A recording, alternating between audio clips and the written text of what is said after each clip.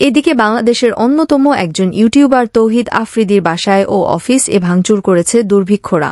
খবর সূত্রে জানা যায় তৌহিদ আফ্রিদির পরিবার সবাই এই বাংলাদেশেই আছেন। অন্যদের মতো দেশ ছেড়ে পালিয়ে যাননি বলে জানিয়েছেন তৌহিদ আফ্রিদি নিজেই। ভিডিও ফুটেজ দেখা যায় মাই টিভি অফিস ও সহ তৌহিদ আফ্রিদির বাবার ছবিতে লাঠি ও ইট নিক্ষেপ করে দুর্বৃক্ষরা। সেটা দেখার পর তৌহিদ আফ্রিদি লাইভে এসে অনেক কান্না করেন। দেখবেন আমি একটা ছবি ছাড়ছি যে আমার মাথায় পিস্তল ঠেকানো, আমার মুখ আটকায় রাখানো, আমার এই ডিপার্টমেন্টে যে আমার কৈফত দিতে আমি কেন এই লাল ছবি দিছি, আমার অমুক রেজা বলতে হয়, অমুক রেজা বলতে হয়, তমুক রেজা বলতে হয়, এক একজনকে এক এক কৈফত দিতে হয়। কিছু হলেই থ্রেট, টেলিভিশন বন্ধ করে দিবে, টেলিভিশন বন্ধ করে দিবে। কিন্তু আমার টেলিভিশন আমাকে কথা বলতে দেয়নি, কিন্তু আমার টেলিভিশন ঠিকই কথা বলছে। আপনারা যে কোনো ধরনের প্রুফ যদি চান দিতে পারবো। আমি আজকে কেনই কথা বলছি, আমার কিছুক্ষণ দেন, এরপর আর হয়তো আমি কোনোদিন কথা বলবো। আপনারা দেখবেন সব স্টুডেন্টদের যেটা অরিজিনাল সব নিউজ ছাড়ছে। আমার বাবার নির্দেশনায় বলছে স্টুডেন্টদের রাইটে সব ছাড়ো, দরকার টেলিভিশন বন্ধ। 9 দফা দাবিতে কেন্দ্রীয় আমাকে কথা বলতে দেয়নি, কারণ তারা মনে করতো যে আমি যদি কথা বলি তাহলে 2000, 5000, 40,000 মানুষ আরো ইনফ্লুয়েন্সড হবে। আমাকে এরকম বোঝানো হয়েছে যে তুমি যদি কথা বলো অনেক মানুষ মারা যেতে পারে। চারদিকে মেন্টাল প্রেসারে ছিল, দেশে আসতে দিবে না। তাও আসছি, আসার পর বারবার আমি আপনাদেরকে ইশারা ইঙ্গিত দিয়ে বুঝাইছি যে দেখেন একটা মানুষ যখন একটা স্ট্যাটাস দেয় সে ডিলিট করে কখন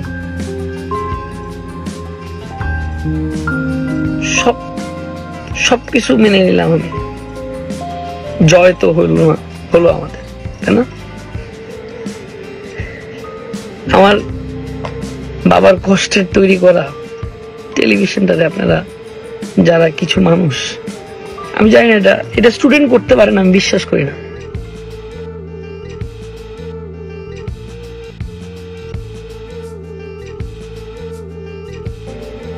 মেডিকেল কলেজে আগুন জ্বালাই দিছে, আমার অফিসে 800 মানুষের স্টাফ, শুধু মানুষের পা ধরতে বাকি ছিল যে টেলিভিশনটা জ্বালান। বিশ্বাস করেন, আপনারা টিকটকে যাবেন, আপনারা ইউটিউবে যাবেন, আপনারা ফেসবুকে যাবেন, মাই টিভির প্রত্যেকটা পোস্ট দেখবেন আমাদের টেলিভিশন ভাঙচুর করে শেষ করে দিচ্ছে। নিচে 33টা গাড়ি আমাদের নিউজে সব ভেঙে ফেলছে। আমার বাবার এক গাড়ি ছিল, ওখানে একটা ভেঙে ফেলছে। আমাদের একটা মার্সিডিজ ছিল, সেটা ভেঙে ফেলছে।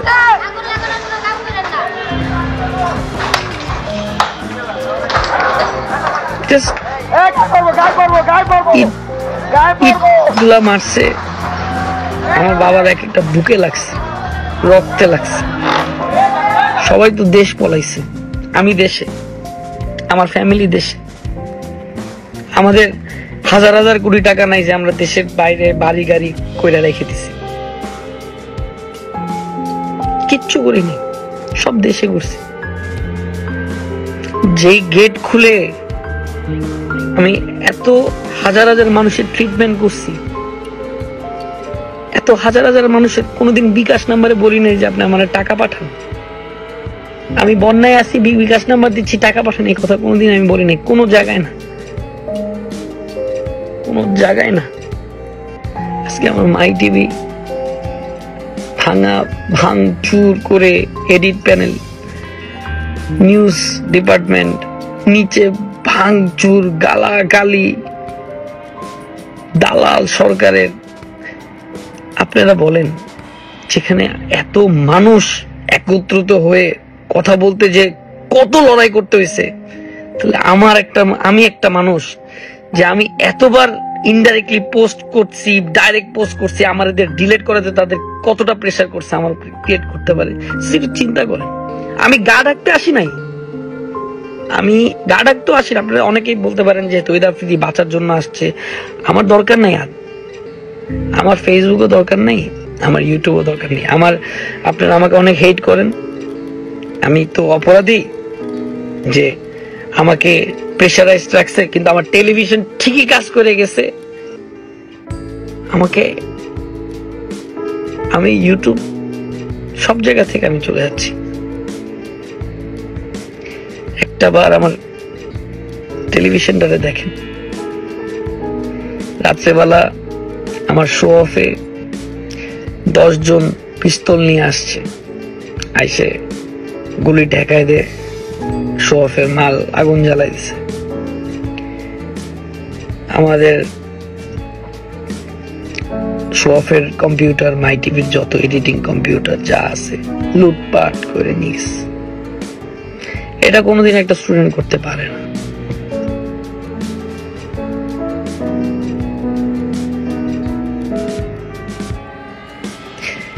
তেরো বছর আমি আপনাদের সাথে ছিলাম, আছি, থাকবো। আমি বারবার আপনাদেরকে, আমি কতবার যে কত ডিপার্টমেন্টের অফিসে গেছি সেটা আপনারা একদিন জানতে পারবেন। আমি আরো অনেক কথা আছে, আমি বলবো একদিন, আমি এগুলো এক একটা স্টোরি বলবো। আমার সাথে এই কয়দিন কি কি হয়েছে আপনারা জানেন না, সব বলবো।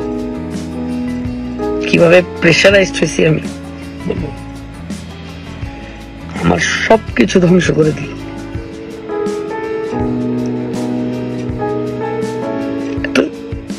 মাই টিভির গেটটা খুলে যেই আসতো আমার কাছে, দেখা হইতো আমার সাথে, খালি হাতে বিদায় দিতাম না। সেই গেটটি আজকে ভাইয়া পুরো মাই টিভিটারে ভাঙিয়ে দিল।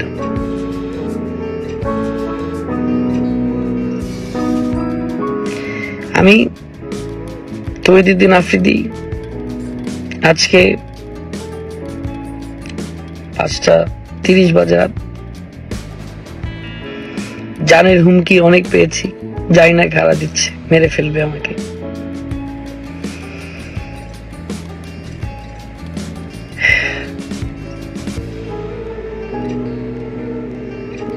ইটের প্রত্যেকটা পাথর মনে হলো আমার বাবার রক্তে মারছে, এরকম মনে হয়েছে। অনেক কষ্ট করে বিল্ডিংটা উঠাইছি।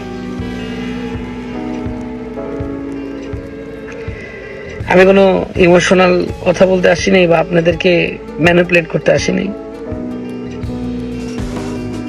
আমি বিদায় নিচ্ছি আপনাদের থেকে, এই ইউটিউব থেকে, এই ফেসবুক থেকে, এই টিকটক থেকে। আমার যদি কখনো ভুল হয়ে থাকে আমাকে ক্ষমা করে দিবেন। একটা মেডিকেল কলেজ করতে চেয়েছিলাম, তাও আগুন জ্বালাই দিল। আমার টেলিভিশন ছাত্রদের পক্ষেই কথা বলছে, সেটাও ভেঙে দিল। আপনারা দেখেন, এটা যদি আপনারা, আমি যে কথা বলছি মিথ্যা কথা বলে দেখলে আপনারা টিকটকে যান, এটা তো একদিনের পোস্ট হতে পারে না, তো আগের থেকে পোস্ট দেখতে পারবেন। আমি আমার টেলিভিশন রক্ষা করতে পারলাম না, কিন্তু মাই টিভি অন ইয়ার আছে, মাই টিভি চলবে, মাই টিভি চলতে থাকবে ইনশাল্লাহ। কারণ মাই টিভি গ্রাম বাংলার টেলিভিশন। আমি আপনাদের থেকে চলে যাচ্ছি, আপনারা অনেকে খুশি হচ্ছেন হয়তোবা। আমি বারবার অনেক কথা আছে এখন আমি চাইছি আমি বলতে যে আমার সাথে কি কি ঘটছে, অনেক কিছু ঘটছিল আমার সাথে। আমি ভাবছি যে আমি বললে বুঝবেন আপনারা। আমি ইনডাইরেক্টলি অনেক হিন্ট দিছি আপনাদেরকে। হঠাৎ করে একটা স্ট্যাটাস ডিলিট করা, হঠাৎ করে থাকা, এটার মধ্যে কারণ কি? এটাকে আমি স্ট্যাটাস দিলাম, আমি ডিলিট করলাম, আমি দিছি, অফকোর্স কেউ ডিলিট করাইছে, আমি তো করি নাই, করানো হয়েছে বাধ্যতামূলক।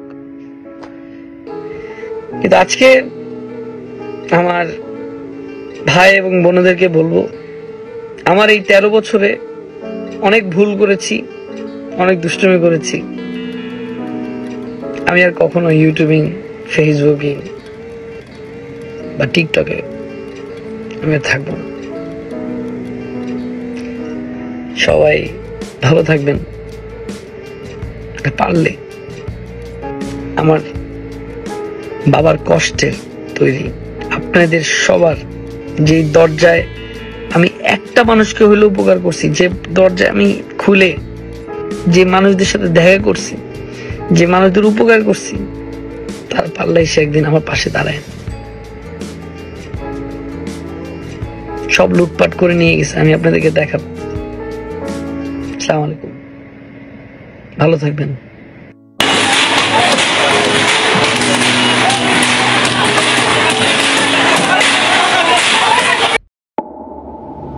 এতক্ষণ সাথে থাকার জন্য ধন্যবাদ। নতুন নতুন আপডেট খবর পেতে চ্যানেলটি সাবস্ক্রাইব করে পাশেই থাকবেন।